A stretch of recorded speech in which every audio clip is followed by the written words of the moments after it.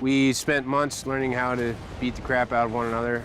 Our stunt coordinator, Damon, who is versed in a variety of martial arts, and he taught us a variety of different moves. And when he laid out the initial design of the fight for us, he described it as being a take on the classic Western bar brawl, complete with drawings of, you know, sliding beer mugs, sarsaparilla, and everything.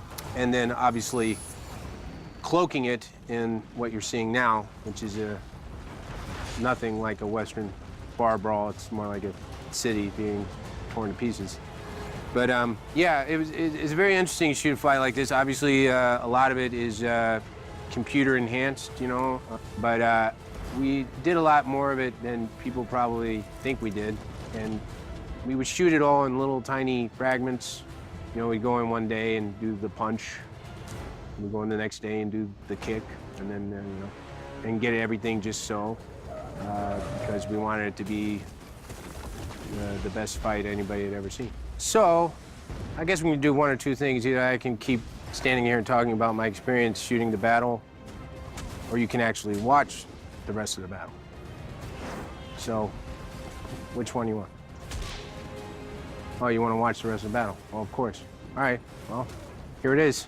I think the way that the fights are different in this movie is the combination of basic fight choreography with wire work and with green screen and CGI of us as people as well as the background. There's the super speed aspect and beyond the scope of what is actually humanly possible.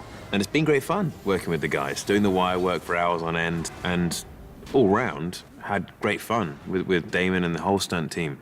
They're really good people, and that makes a difference, because when you're doing something which is physically taxing and tricky to do because it's so new, it makes it that much easier when you've got guys who are actually enjoying it with you and having a laugh and having fun and working exceptionally hard to get it right too. And I think that's what makes these particularly exciting, because anything can happen, and what the imagination allows does happen in this. There's a lot to be said for it, because you get to fly, and that is fun. Boom is there, boom, bam. And then he sits up out of it.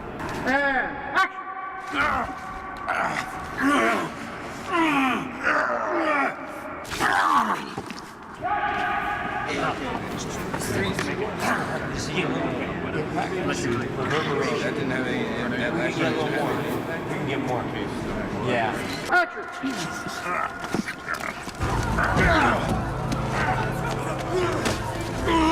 And action. Yeah. That's sunk in there. That's not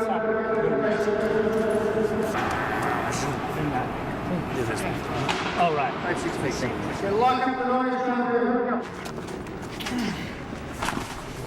What is that? It's nice to wiping my brow. That was it. How about that? What? Oh, yeah, his head goes that way, my head goes this way. No, he goes. And then we go like this.